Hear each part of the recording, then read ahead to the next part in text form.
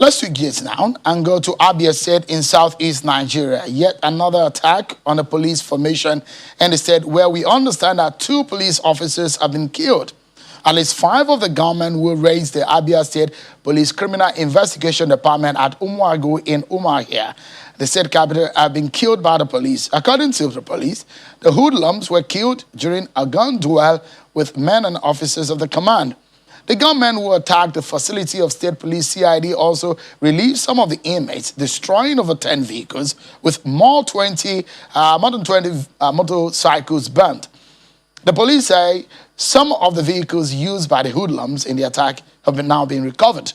Meanwhile, the Nigerian Immigration Service state headquarters at Ubakala has been burned down by gunmen also in Abia State. We have the governor of Abia State who joins us from Abakaliki, Governor Okeze Ikpeazu. Thank you, Your Excellency, for joining us tonight on the program. Thank you, Sarah. I'm joining you from Umuahia. Oh, you are in Umuahia now. The last time I checked, I understand that you were in Abakaliki. Thank God that you are now in Umuahia. Thank you so much for joining us. Yet another attack on the police formation. What more can you tell us on this attack and what happened to the police CID office in Umuagu to what has now become perhaps a usual incident attacking police formation in the southeast region? Oh, well, it's unfortunate that we have come to this point. We seem to be under attack from people who think that they can frighten the police and make people to be afraid and withdraw from their civic responsibilities and duties on a daily basis. I think the second objective may be to pounce on arms and gather arms and ammunition for reasons best known to them. So for these 2 reasons, we have had these attacks severally. I want to say that the time they attacked the police station at Oban, it was an abandoned location and there were no casualties. They just destroyed the building. That of Obakala, oh yes, they were able to kill some police officers, and but the armory was intact. They could not get the arms they were looking for. I think they just collected the arm of the policemen that they shot while on duty. So the incident of yesterday was also one of those, and we had predicted that could happen, and we have been on the watch out since the past 2-3 weeks now. You recall that we declared a curfew when they broke the jail at Owerri. We knew that we were going to have 1,800 criminals within the southeast region, and that's a handsome number. So Abia has been relatively quiet until yesterday, which was quite serious. But I was also meant to understand that there were casualties on both sides. 2 police officers were gone down, and the police is also claiming that about 8 of those individuals were also gone down in the incident. All right. I want to say that we'll continue to work hard to make sure that we safeguard our people here. It's unfortunate, but that is the scenario now. Okay, so let's take a breather. But when we come back, we take a deeper look into what is happening in the southeast region. Is our region on the edge? What is the way out? Our conversation with the governor of Abia State, Okeze Ikpeazu, continues after now. Join us again. Thank you so much, everyone, for staying with us right here.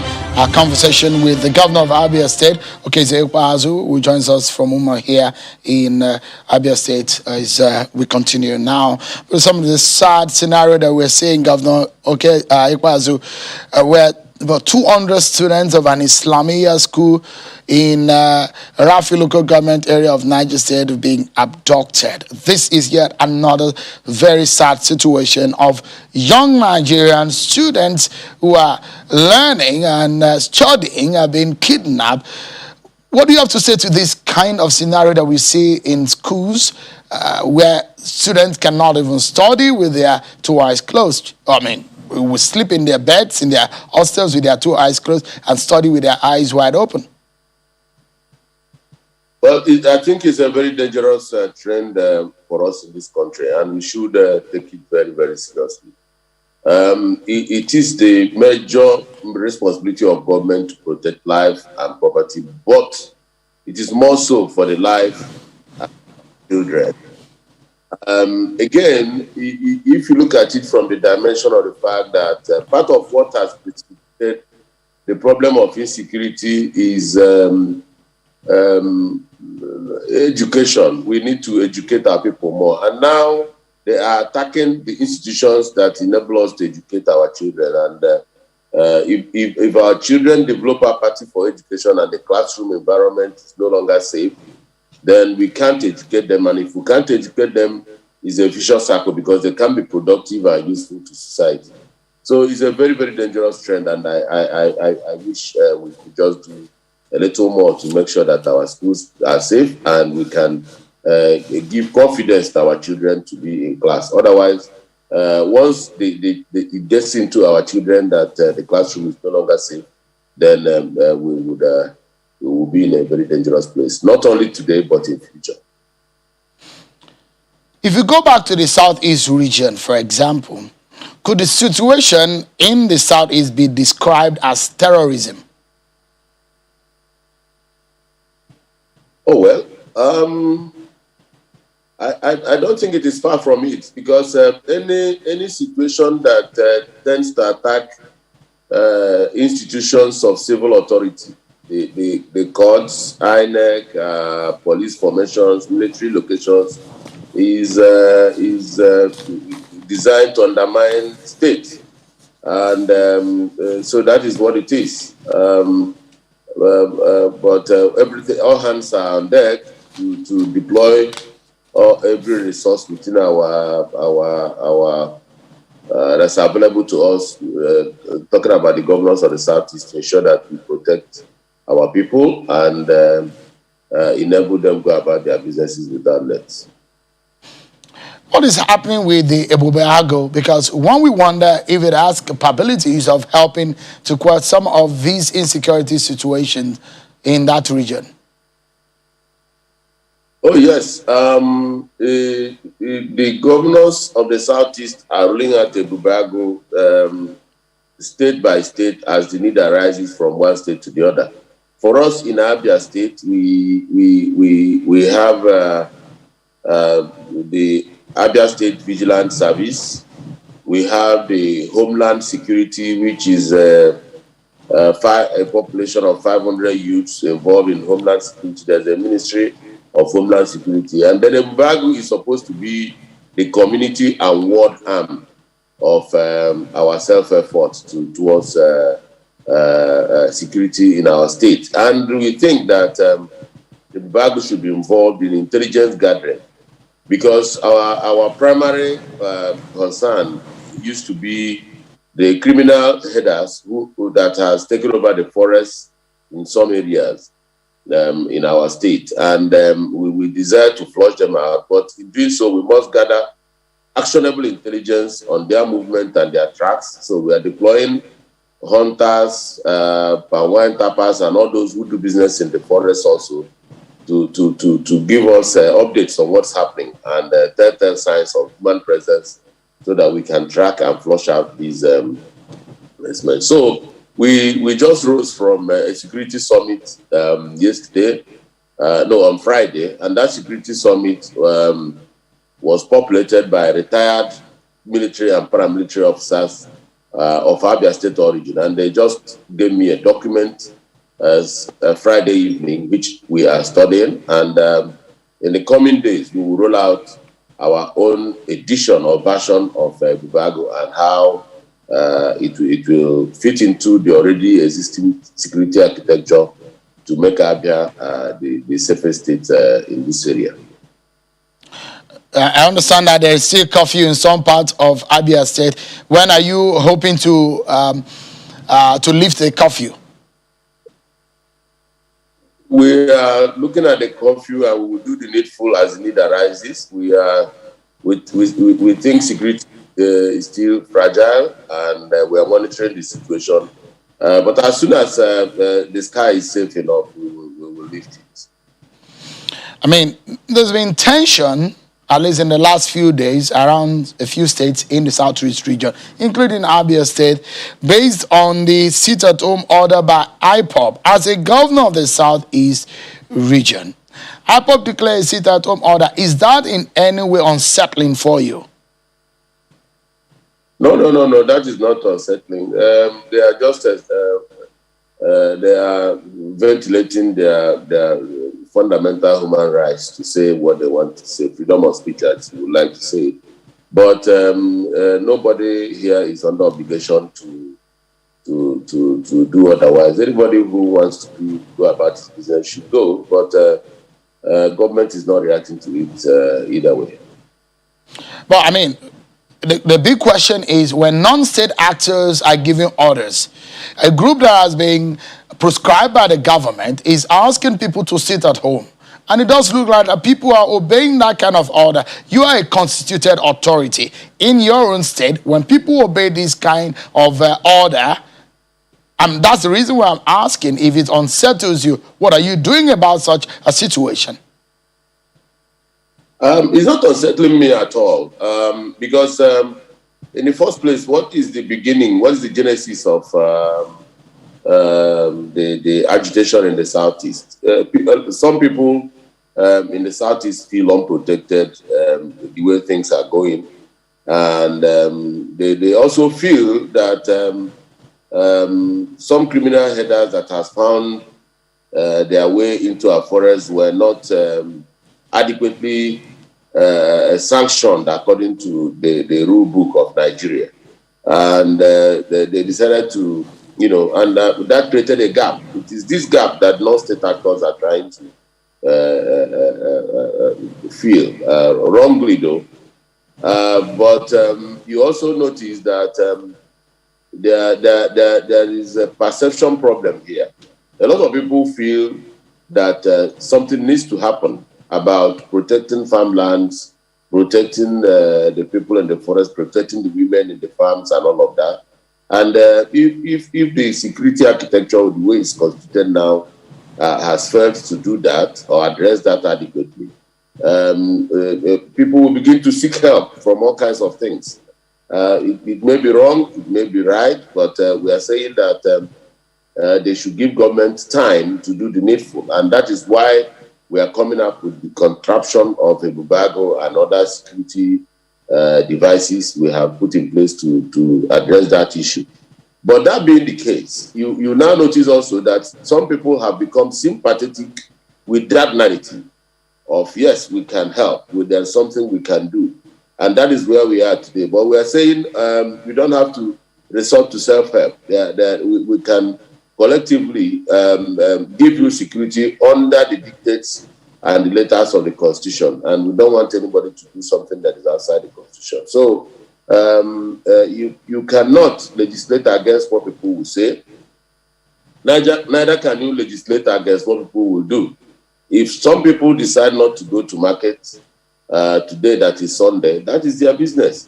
Government cannot come and say you must go to market. But government business is running. I have appointments which I will keep.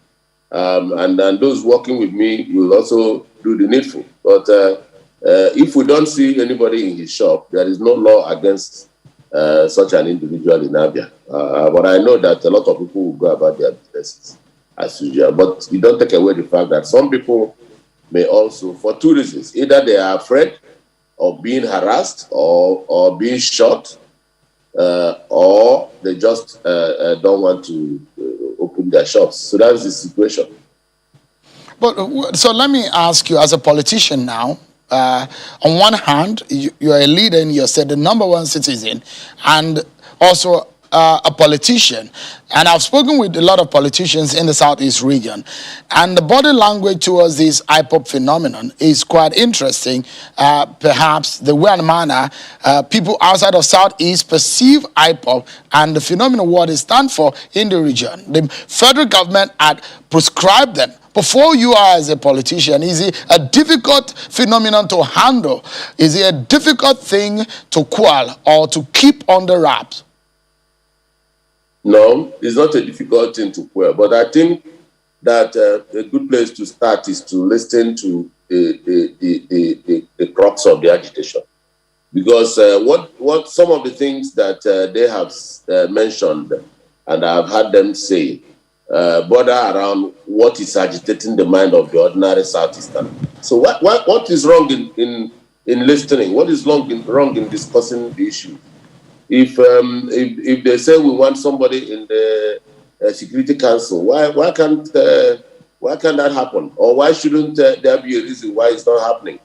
And all of that. So if they say that there are things bordering around injustice, inequality, lack of respect for the federal character, letters of the Constitution, and all of that, I think that the conversation should begin to happen along these lines, and people should listen and see how that goes, before going kinetic about it. So, and for whatever reason, if you want to win an asymmetric battle such as we are faced in this country, you must create the groundswell that you need.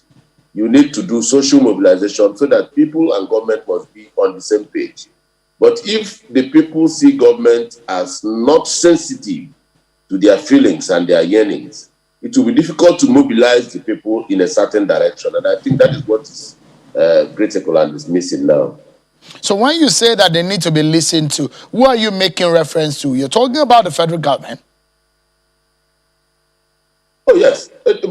Everybody. If they have issues with my state government or the way I run government here, and they are agitated against it, I will listen to what they're saying. And the ones I can't do, I'll tell them I can't do it and tell them why I will not be able to do that.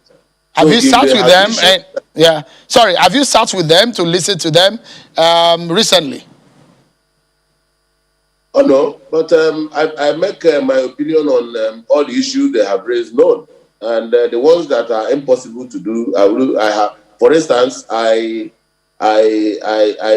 don't believe in Biafra through the barrels of the gun, because I saw a little bit of the Civil War, and I don't want that kind of thing. And I don't see the prospects of that venture, and I don't want anything that will be suicidal.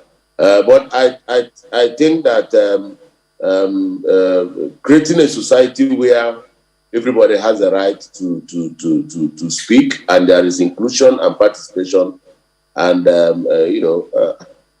is the kind of mindset I want. If Biafra is for agitation against injustice in any way, that there is Biafra in the heart of many Nigerian states. I just read an article. Somebody posted that sometime in Aba, Margaret Tepo was a councillor here, and and we have had somebody from Kano being the mayor of Enugu. What has happened to this country actually, and why are we not taking steps to build bridges? Rather, we're emphasizing things that divide us, ethnicity, religion, all those things that divide us, rather than things that bring us together. And even the comments you get to hear going forward makes it difficult for people to appreciate the fact that we are one country under one God. I mean, how easy will it be if you're asking for a dialogue between IPOB and the federal government? The federal government had declared them, prescribed them. So who will organize this? And we're looking at some of the unrest and the agitations. When will this end? How will that dialogue happen if that is what you are advising? Well, as far as I'm concerned, As far as we are concerned in Abia, there is nothing like IPOB, but we have ESN, and we also hear what the agitations that whatever that is agitating the mind of people. Because you go to the grassroots as a governor and you ask questions. What is the problem? And some of these things are germane. So if it is the remit of the federal government to set up structures to engage Nigerians from all walks of life and hold discussions and conversations, I think that is the way it is done all over the world. You know, if you can prescribe an individual, you can prescribe a group, you can prescribe an organization, but it is difficult to prescribe an ideology. So let's move away from that. At least 12 INEC offices have been attacked in the southeast state in the past few months. What do you suppose could be responsible for those kind of attacks on an organization or institution that will organize election? There will be election in November in Anambra State, for example. I said it earlier that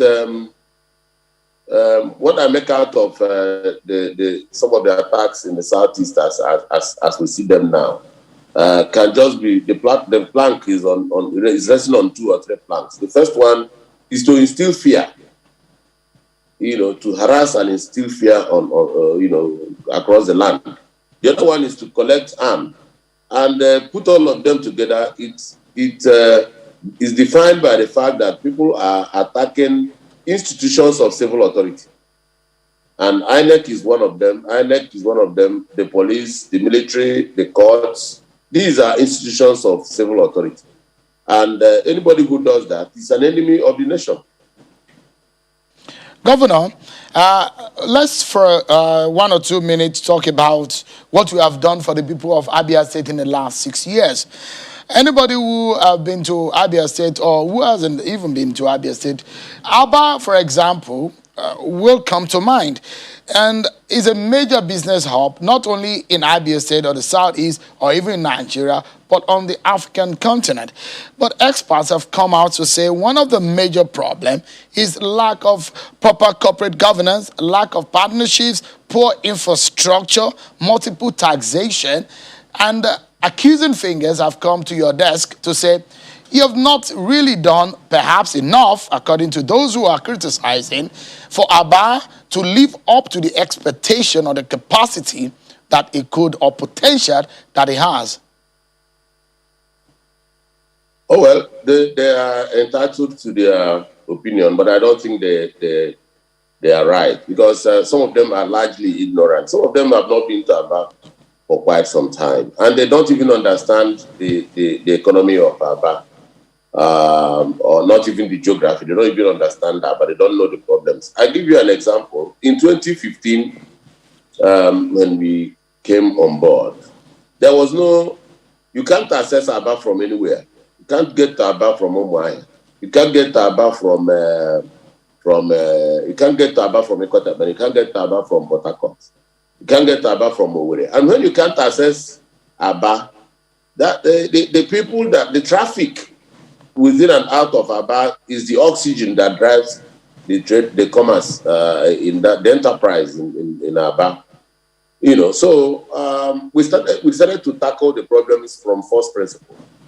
You know, how do we create access for people from Akwa Ibom to come into Aba? So we had to do a road all the way from Akwa Ibom to Ikpeazu to Uruduka and then to Aba. And then when you get to Aba, how do you get into the biggest market in Aba area? For 30 years, it was impossible to access area from any flank, whether you're coming from Port Harcourt or you're coming from Brass. You had to, at some point, stop, and people will back you, or you find a way, and otherwise, the water, there was a big pond at both ends there, and you can't go. Some people even alluded to the presence of spirits in those areas. So we had to get Cetraco to do the needful on Fox Road, and today, for the first time, you can access area market from 2 flanks, from Port Harcourt or from Brass. I can go on and on and on and on and on and on and on. And people who have been when I came to Aba, there was no single street light standing in the name of government. But we have planted over 3,000 street lights in that city today. And anybody who says that Aba is not working, today in Aba you have Domino's, you have Chicken Republic, you have Marketplace, you have everything in Aba today. You even have a cinema in Aba. So you cannot see Aba unless you bend down. For those who are just alluding to what do they do. And I want to talk about the big one. You know that Aba has been renowned by the World Bank as a place where people are doing shoes and garments. Over 250,000 people. If you give them 4 apprentices each, that's 1 million young people. And by the time I came in 2015, they were still using their bare hands to cut leather. But I have sent them to China, I've sent some to Turkey, and they have all come back. And I followed up with the establishment of the first automated shoe factory in Aba today that has produced shoes for Nigerian Railways, and we are working on producing shoes for Nigerian military and Nigerian police. The shoes we are producing in Aba today are fit for the world market. And we are hoping that someday we'll sell to Walmart, And we are doing the same thing. We're establishing our garment factory also in Aba, so that we can be the Bangladesh of this sub-region. And then you can't ignore all of this. Golden Guinea is back at Umuahia working, courtesy of a private sector individual. We are working hard on Ejimbe economics, closing the gap between Aba and Port Harcourt. So talk is cheap.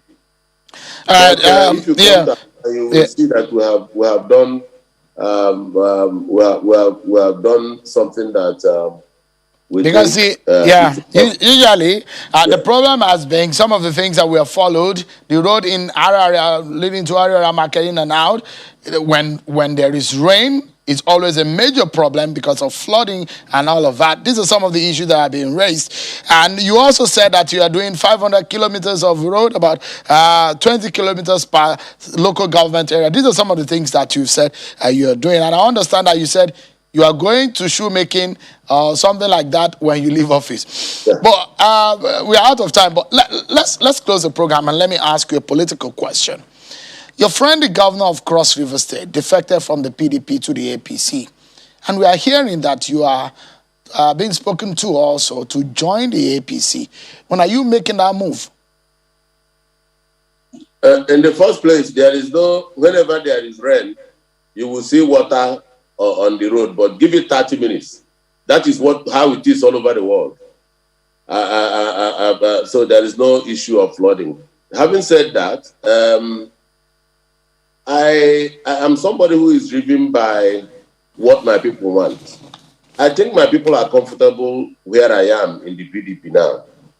And because they are comfortable here, I don't intend to abandon them here and go away.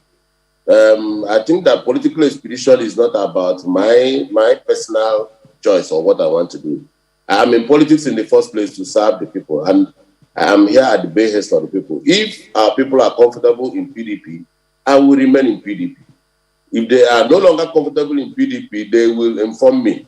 But until then, I am in PDP, and I don't think the prospects are there that I join APC in the foreseeable. What about those who have come to meet you and ask you to go to the APC? You are ignoring that plea or that consultation? I'm only asking them to give me reasons why I should. Okay, because now you said that if your people are asking you, if, for example, this is some kind of, it's a maybe, if hypothetically speaking, I know that you've told me on this program that you want the presidency in 2023 to come to the Southeast. What if the PDP is not doing that? If the APC is doing that, would you still consider staying in the PDP or going to the APC? Until that happens. But you want to go to a party that zones presidency to the Southeast in 2023? Is that your thinking? I don't see myself positioning myself against an Igbo candidate in 2023 if I see one.